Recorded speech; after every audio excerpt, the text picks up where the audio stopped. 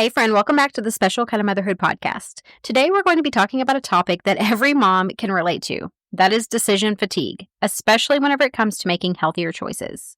Now, I know firsthand how exhausting it can be to constantly be making choices for yourself and for your family.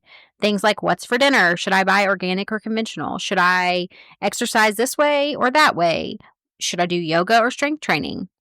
It really feels like it never ends. And the more decisions we have to make, the more drained we feel. This is going to usually lead us to default to doing whatever is the easiest, which is not always the healthiest choice.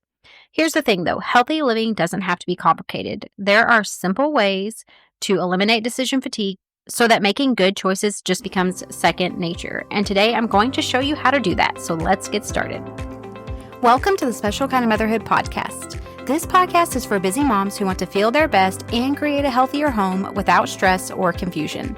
If you're ready for simple, practical tips to boost your energy, nourish your family, and make wellness a natural part of your everyday life, then you're in the right place. From easy wellness hacks to natural living tips, my goal is to help you to take small, manageable steps that lead to real, sustainable results. Because taking care of yourself shouldn't feel like just another chore. Let's dig in.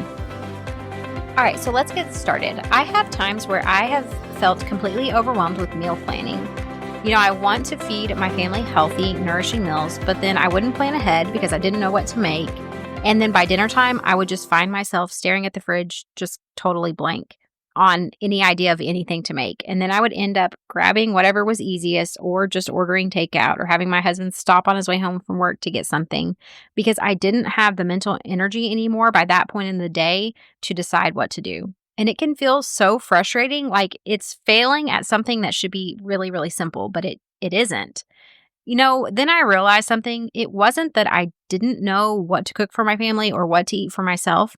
It was just that I had too many choices and then no plan to guide me on how to execute that. So creating a list of simple, healthy meals where I would always have the ingredients on hand can make it so much easier for me. And that's what I want for you too. So let's talk about decision fatigue. This basically happens whenever we make so many choices throughout the day that our mental energy gets depleted, and then it makes it harder for us to keep making good choices. Studies show that as the day goes on, we are more likely to default to easier choices, whether that would be skipping a workout, ordering fast food, eating ice cream, scrolling on our phones instead of going to bed on time, or cleaning the house, or whatever it is. The key isn't more willpower. It's actually having fewer decisions to make during the day. So let's talk about how we can simplify healthy living so that you don't have to think about it so much. And therefore, you can hopefully make the decision to continue to pursue your goals of healthy living. Okay, so the first thing would be to use a decision-making framework.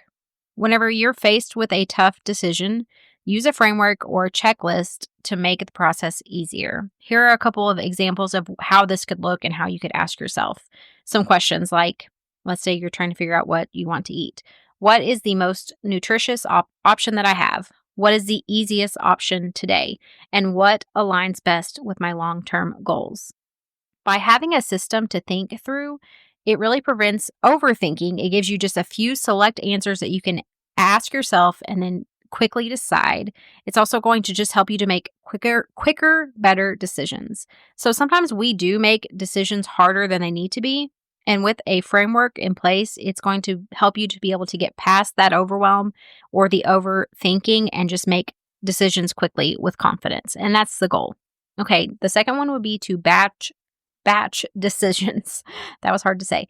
You want to batch them so that you can just handle them all at once instead of making multiple small decisions throughout the day that are going to add up.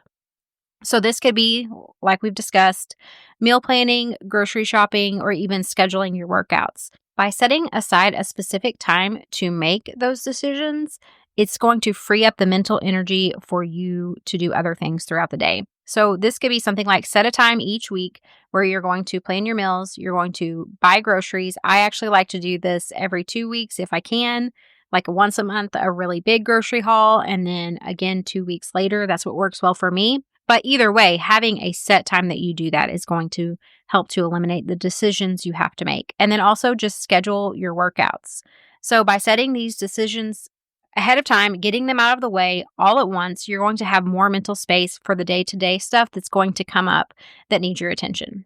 Okay, so as far as healthy habits, another thing you could do would be to create a meal rotation. Instead of reinventing dinner every single night, choose a set of meals that you rotate through. You can do this seasonally. That's what I typically do. I will have like spring and summer and then fall and winter, and we just have a list of meals. It's actually something I desperately need to do now.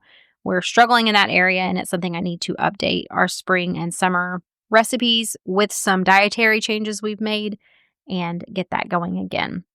But maybe Mondays are taco nights, Tuesdays are stir fry, Wednesdays you do slow cooker meals. Whatever it is that works for you and your family, look at your schedule. See, are there days when we're out and we really do need slow cooker meals on that day? Just kind of line it up with your schedule. And then this way, you're going to be able to eliminate the whole what's for dinner debate and the decisions that you have to make. Okay, number 4 is to plan your snacks and your grocery list. Keep a handful of go-to healthy snacks on hand so that you're not scrambling whenever hunger strikes. This could be cut up vegetables, it could be nuts, it could be fruit, it could be yogurt, whatever it is that you and your kids enjoy. Just make sure you have that there and ready to go. Another idea is definitely creating a grocery list before you go to the store, and then also stick to just basic items. This is really going to help to avoid overwhelm when you're actually at the store. Okay, number 5 is automate your workouts.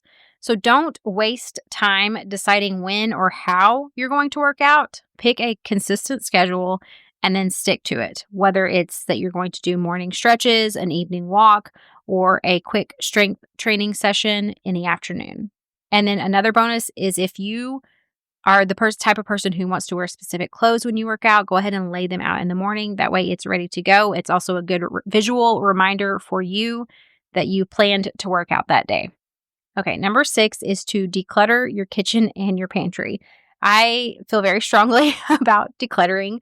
My daughter, we declutter a lot in our house. If she sees a box that has a bunch of stuff in it, she knows it's going to the thrift store. And I think that if we can eliminate the clutter in our lives, it really can make such a big difference on our mental overwhelm. So a decluttered space is going to lead to a cluttered mind. It can also make us feel very overwhelmed and anxious. If you're wanting to cook healthy foods, but your pantry is overflowing with random snacks, half-used ingredients, everything's a mess, it's just harder to know what you have there. It's also harder to make quick, healthy choices because when you walk in there, you just immediately feel overwhelmed, and the natural tendency is to avoid. So if we can declutter and keep things organized well, it's going to set us up for success in making those healthy choices. And this doesn't have to be hard. Spend 5 minutes a day working on the area until you get it how you want it. And then, of course, it's always going to take maintenance to keep that up. But just take a few minutes to simplify your space so that the healthy options are front and center as well is a great tip too. Okay, number 7 is to set up a simple morning and evening routine. Having a structured routine means fewer decisions to make.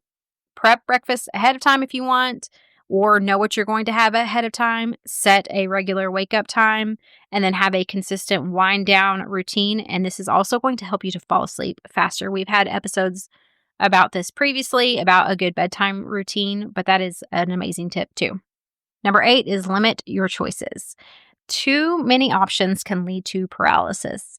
Instead of trying to do all of the things, which I think if you're like me, we want to go all in, it's all or nothing. And that typically sets us up for failure. So instead of trying to do everything like, oh, I'm going to be eating clean, I'm going to be doing keto, I'm going to be doing HIIT workouts, I'm going to be intermittent fasting, just pick a few healthy habits that you want to work on. Start with one, get that well established, and then move forward from there. And then number 9, this is our last one. It is use the 2-minute rule. I really like this. It says if a decision takes less than 2 minutes, don't overthink it. Just choose, make a choice, and move on. This applies to something like picking meals, workouts. It can be any kind of small daily choice. Even something like, what am I wearing today? If it takes less than 2 minutes, pick something and move on. What are my kids, what are they going to have for a snack today? If it takes less than 2 minutes to decide, pick something and move on. I just think that this can really streamline what how we make our decisions and help us to kind of get out of that rut of overthinking things. I know I have that tendency to overthink, so this one is probably one of my favorites. All right, so I just want to encourage you, you have enough on your plate. Let's not let decision fatigue keep you from reaching your health goals and feeling your best. By simplifying your choices, you can create systems and then make healthy habits automatic. You'll also be able to free up more energy to focus on what is important to you and just focus on connecting with your family. I would love to hear from you. Which of these strategies are you going to try first? Send me a message over on Instagram, or you can email me. All of that's linked down below in the show notes, and let's chat about it. And if this episode was helpful, please share it with another busy mom who could use a little bit less overwhelm in her life as she's on her way to improving her health. Okay, until next time, take care of yourself. You're doing an amazing job. Hey mama, I hope you enjoyed today's episode. If so, would you take 30 seconds to share this with a friend who is wanting to live more holistically without the overwhelm?